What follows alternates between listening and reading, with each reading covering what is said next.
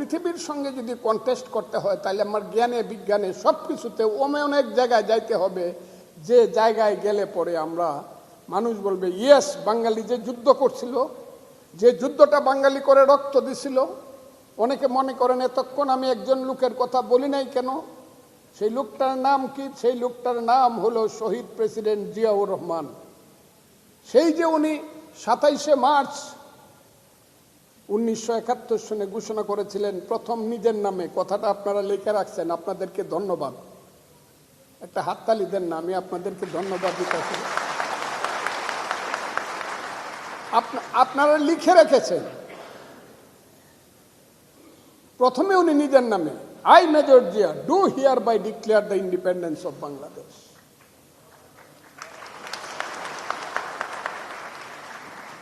তারপরে যখন সমস্ত রাজনীতিবিদরা, আমি সবাইকে চিনি, M R Khan, Abdul Hannan, M A Aziz, Zohur Ahmed, সবাই মিলে যখন বুঝলো মেজর সাহেব you are major we are minor, এই কথাটাও হয়েছিল, আপনারা বই পড়লে পাইবেন।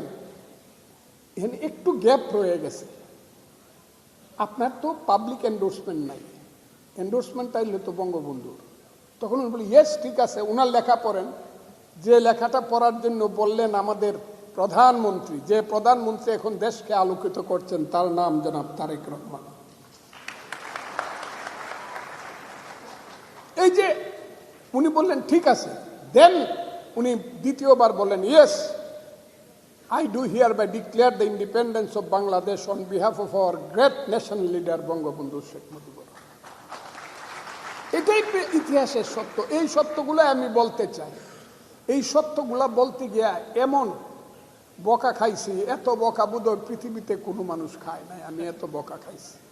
কিন্তু আমার অভিজ্ঞতা লব্ধ যে জ্ঞান, যে জ্ঞান দিয়ে, জ্ঞান বলবো না, অভিজ্ঞতা, আমার যে অভিজ্ঞতা দিয়ে আমি কথা বলি, যে কথা বললে মানুষ প্রথমে বলে, প্রফেসর সাহেব বলে আরে ফজলুর রহমান বলল কি, প্রিন্সিপাল সাহেব বলে ফজলুর রহমান বলল কি, আমার দল বলে ফজলুর রহমান বলল কি, আমার রিজভী সাহেব দস্তখত দিয়া বলে, যদিও উনি দস্তখত আদেশে দিয়া বলে ফজলুর রহমানকে 3 মাসের জন্য স্থগিত করা হইল তার মেম্বারশিপ।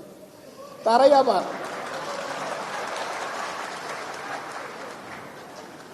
আবার 6 মাস পরে বলে ফজলুর রহমান বোধহয় ঠিকই আছিল, মুক্তিযুদ্ধ ছাড়া বাংলাদেশ চলছে না। এইবার যে ভোটটা হয়েছে, আমি কথাটা বলি শেষ করব, এইবার যে ভোটটা হয়েছে, অনেক কথা আমরা কইছি, অনেক বক্তৃতা করছি। আমি আমার নেতার কাছে পারমিশন চাইছিলাম, আমারে দেন বাংলাদেশে, দেখি তো যারা মুক্তিযুদ্ধ মানেন এরা কোন কোন সিট থেকে পাশ করে।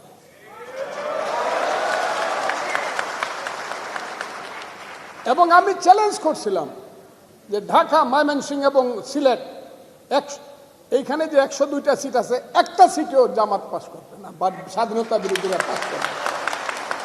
এই চ্যালেঞ্জ আমি করেছিলাম যে জামাতের আমির সিলেটে বাড়ি, উনি যে সিটে দাঁড়াবে সেই সিটে আমি দাঁড়াবো যদি আমার দল আমাকে পারমিশন দেয়। আমি আজকে বলতে চাই বন্ধুরা, সত্য সত্য, ইতিহাসের সত্যকে অস্বীকার করা যাবে না। কারণ বাংলাদেশ বড় নির্মম, নিষ্ঠুর, কঠিন এবং অনেক বেশি মায়াবী বাংলাদেশ। ইতিহাসের পাতায় পাতায় তা লেখা আছে। এই বাংলায় শুধু বেলি চামেলি আর জুঁই ফুল ফুটে না, এদেশে রক্ত গোলাপ, রক্ত জবাও ফুটে।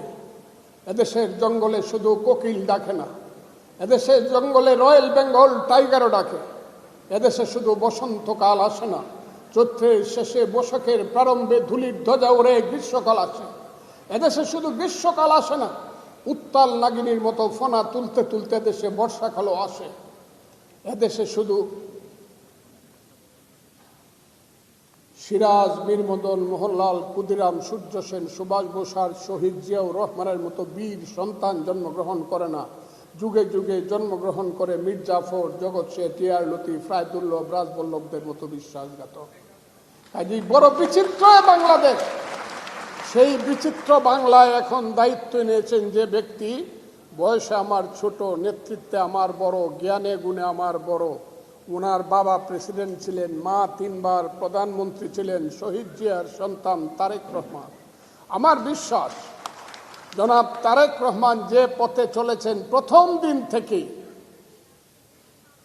ফ্যামিলি কার্ড বলেন, কৃষিকাজ বলেন, গাছ লাগানো বলেন, খাল কাটা বলেন, সমস্ত কিছু মিলে এবং মানুষের সাথে উনি যে ব্যবহার করছেন, জাতির সামনে জাতিজাত তার মধ্যে দেখতে পাচ্ছে। আমার বিশ্বাস এই বাংলাদেশ একদিন সুজলা সুফলা সোনার বাংলা হবে।